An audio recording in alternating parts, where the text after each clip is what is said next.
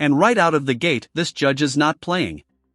When a judge starts talking about mercy before a plea is even discussed, that's a signal to everyone in the room, your behavior is already working against you. In cause number 25 DCCR 0114, you're charged with engaging in organized criminal activity. Ms. Perazo has filed a motion to withdraw as your attorney. And so do you have any opposition to me allowing her to withdraw? Answer out loud. Okay. So Ms. Perazo, I will grant your motion. Mr. Jackson, do you have the funds to hire an attorney? Just not working on it. You're working on it? So here's what I'm going to do in the meantime because you're in custody. I'm going to go ahead and appoint an... Quick legal breakdown: when a defense attorney withdraws, it's rarely random. It usually means a breakdown in communication, trust, or the client refusing to listen. And judges notice that pattern fast. Attorney. That way you have no lull in representation. Somebody will begin working on your case. If you get someone hired, then they can file the appropriate motions to step in, okay? But you will be appointed an attorney today. Now, before I send you back to the jail, I want to talk to you about this stack of incident reports that I have of how you're behaving in our jail. And I know that one of the things that you wanted Ms. Perazo to do, and that she had filed on your behalf that we're not going to take up today, is for me to reduce your bond. And I can assure you, nothing's going to happen other than your bond being increased if you continue to act like the little hooligan that you're acting like in our jail. I can't even tell you how angry this makes me. This right here is the part most defendants don't understand. Jail write-ups aren't just punishment inside, they become ammunition in court. Every bad decision behind bars follows you straight into sentencing. How old are you? Just turned 19. Just turned 19. Well, let me tell you something. It is time to grow up. Because you and the other little 18, 19, whatever y'all are doing in there, you're never going to get out of jail. You're going to end up in prison, and your life is just going to be just like this. And is that what you want? No. It's not, is it? Cussing at the correctional officers, laying in bed because you don't want to get up, staying up late because you know when you get to sleep late?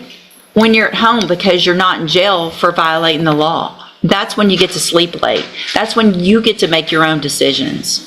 You don't get to make those decisions right now. And I get a report every single time you're acting up.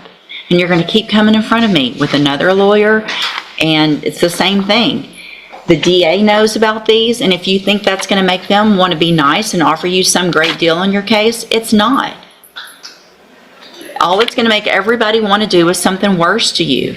So, starting today, if you think you want something good to come out of your case and you want some possible good treatment and to get out and to be able to live a life like the rest of us, start proving it starting today in jail. Otherwise, it's not going to happen. Do you understand? All right, go back with the bailiff. Thank you, Your Honor. Thank you. Mr. Kimler, you have Corey Carter. 1 minute, 37 seconds later. Judge, we discussed what I thought was going to Translation: your bond, your plea deal, and your future are all being negotiated by how you act when you think no one important is watching. be a solid agreement, and then after reviewing jail disciplinary, I just didn't think the court would approve it. So my offer was being refused. Yeah, just to be clear, Your Honor, I had gotten Mr. Nichols to extend an offer of 4 years, which Mr. Carter was prepared to accept, and that's when I set it on the docket to make a plea. I was contacted by Mr. Nichols yesterday and advised that he was withdrawing that offer based upon the jail write-ups, which I've been provided with, and that the offer was now 6 years and with a 7-year cap, and Mr. Carter previously refused 5 years, so I did another refusal. Let this sink in. Nothing about the charge changed. The evidence didn't change. The only thing that changed was his behavior in jail. And it cost him years of his life. So, Mr. Carter, how old are you? 17. 17 years old. And do you realize now what you acting up in jail has already cost you? Do you really? Tell me what it's cost you. Well, some of your life. But you had already talked about a deal in your case that sounds like you were going to accept. Is that right? And because you can't behave and follow the rules in jail, and I get those reports, and the district attorney's office gets those reports, and your attorney gets those reports, they decided you don't deserve that, and I don't disagree with them. So here's what happens now. If your case goes to trial, and I'm going to go through some things in a few minutes about that, and you get found guilty in that trial, that jury can also hear all of those reports, every last one of them. And if you think this man right here ain't going to bring those in and show that jury why you don't deserve any mercy or whatever, he's going to do it. I would if I were him. So if you're going to be in front of a jury, or you're going to be in front of the judge, or someone who's deciding what happens to your life, you might ought to change what you're doing in that jail.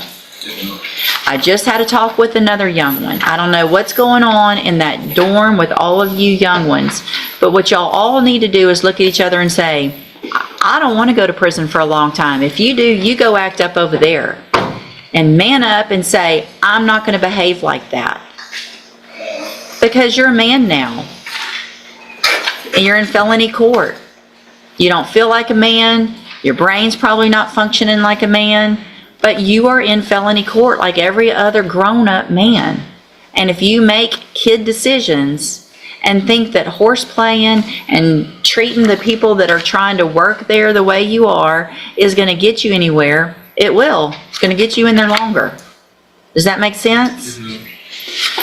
So what you're charged with is the third-degree felony offense of deadly conduct discharging a firearm from October 13th of 2024. And what that means... Judge, I'm sorry to interrupt again. Yes. This is the danger zone. That prior juvenile case? It just leveled him up from a third-degree felony to a second. Same crime. Much heavier consequences. This is how the system compounds mistakes. He has a juvenile adjudication, which he is actually on parole for. Felony conviction. And that's a felony conviction. My understanding, and I need to file the proper notice, my understanding is that can be used to enhance him to a second degree.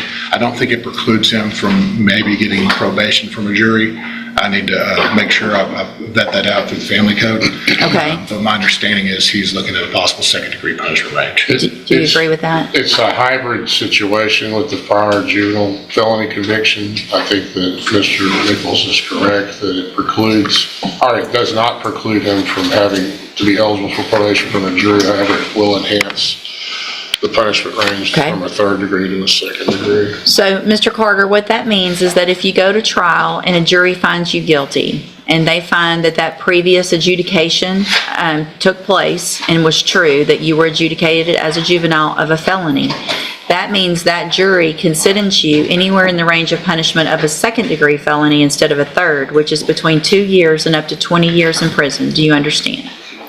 And I have a plea bargain rejection that you've signed with Mr. Kimler that shows that the district attorney's made an offer, if you wanted to enter a plea of guilty, for a 6-year term in prison or for a 7-year cap to me. You have every right to reject that.